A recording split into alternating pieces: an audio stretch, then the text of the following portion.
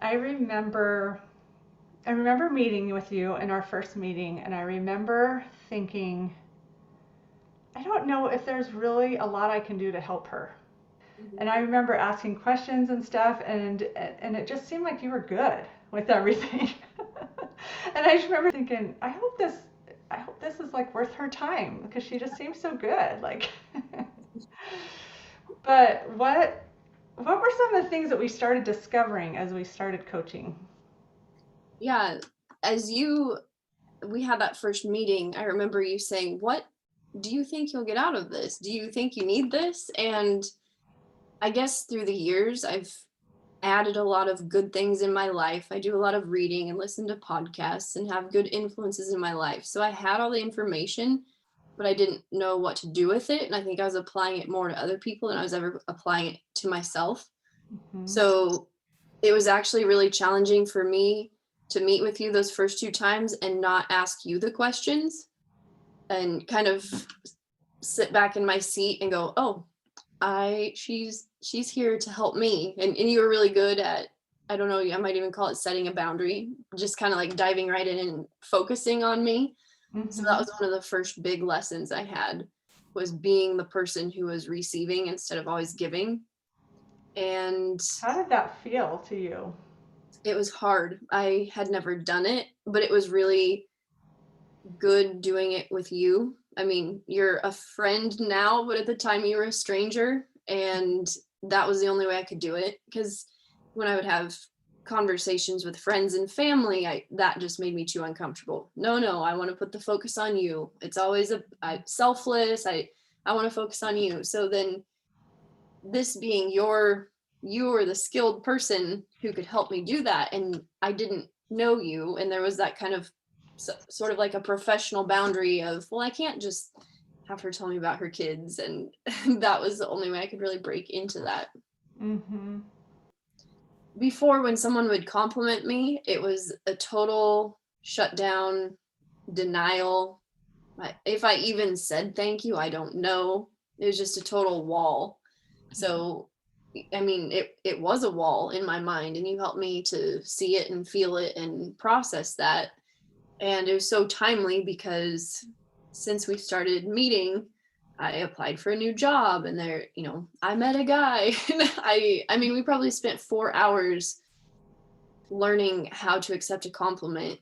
And I'd said to you that some people think that's just so silly, but it has done so much to me, Hmm. because it ties back into because I can now accept a compliment, I'm more thoughtful of how I give compliments, and just knowing my value more than I ever have. And Yeah. we've talked a lot about imposter syndrome. I was struggling with that in a lot of areas in my life. And now it's, these people aren't saying these things to me for no good reason. I just need to start believing it. Mhm. Yeah. And I remember you describing it as being literally like a wall that built like bricks, Yep. right? Yeah. That would go up You when said someone's. something like, could you break down that wall? And I said, I'd be willing to get rid of every other brick.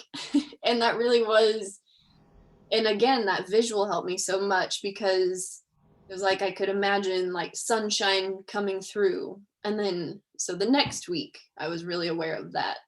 And then just that awareness and watching how other people accept compliments, it just kept building from week to week and getting better and better. Hmm. I love that example so much because I could see the wall. It was almost like it's Mhm. like this thing that came up and your face just kind of went still. Mhm.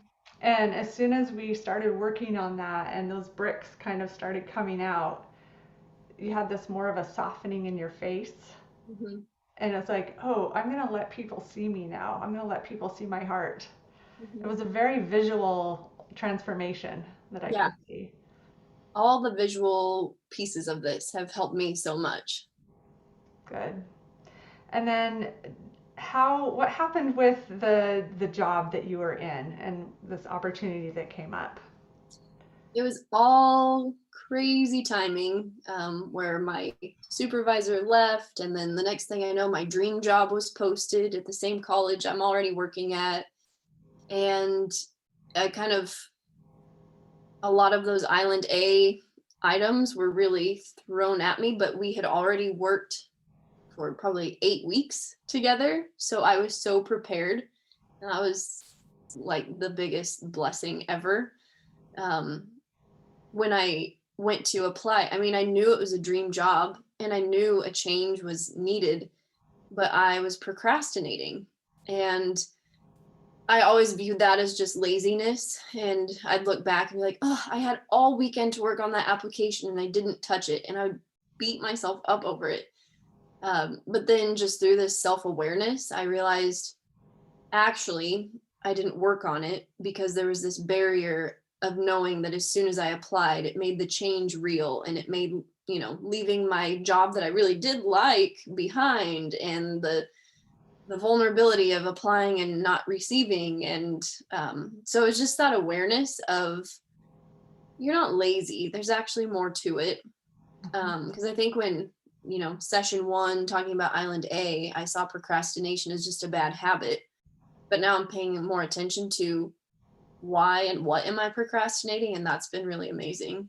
And then like we said, the compliments, that helped me so much through the application process, because I had references and people reviewing my resume and cover letter, and then when I interviewed, people said very nice things. And I told you, if I hadn't been through this with you, I probably would have run away. It would have been too overwhelming. So it was Yeah, and even before you applied, I remember you said you had coworkers that were like, Aliese, this is your job. You are the perfect person for this in every way. Yeah, shut the door and said, you need to listen to me. Yeah, no, listen, this is yours. You're the person for this job. Yeah.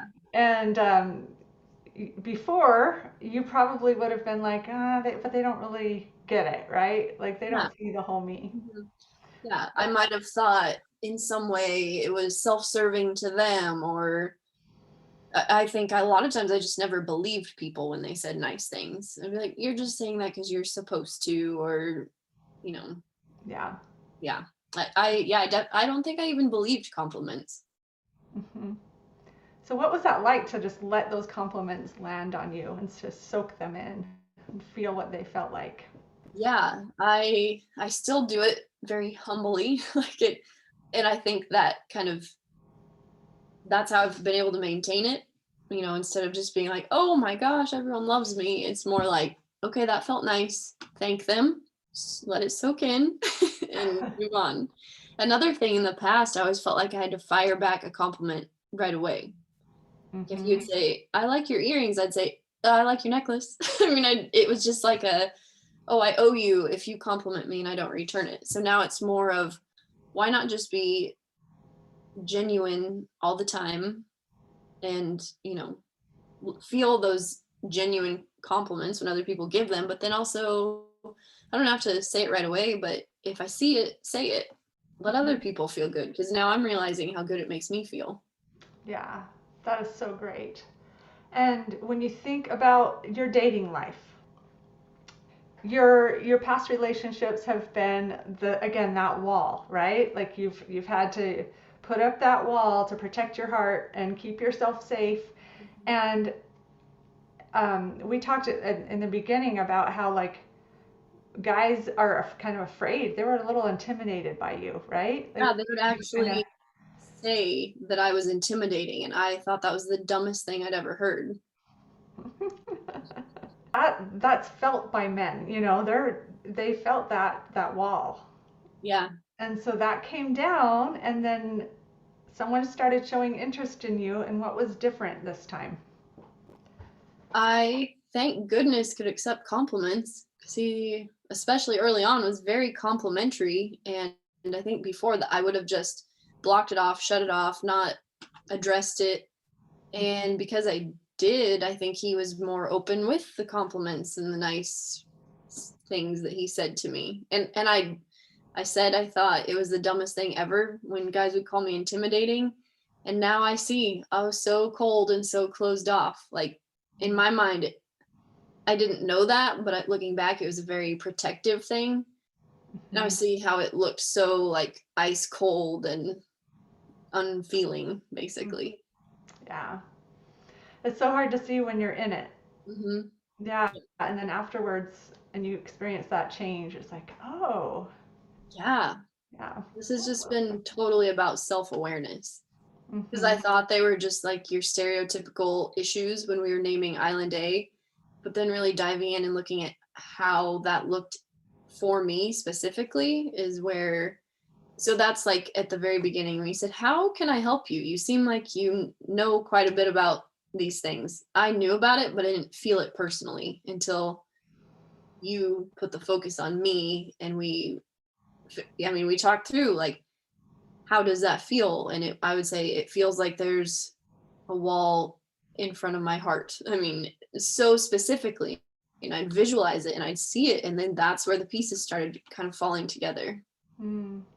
So do you feel like the embodiment coaching was more helpful even than the mindset coaching? I like them together. Yeah. Um, Kind of looking within and centering did more for me than I ever would have realized, Hmm.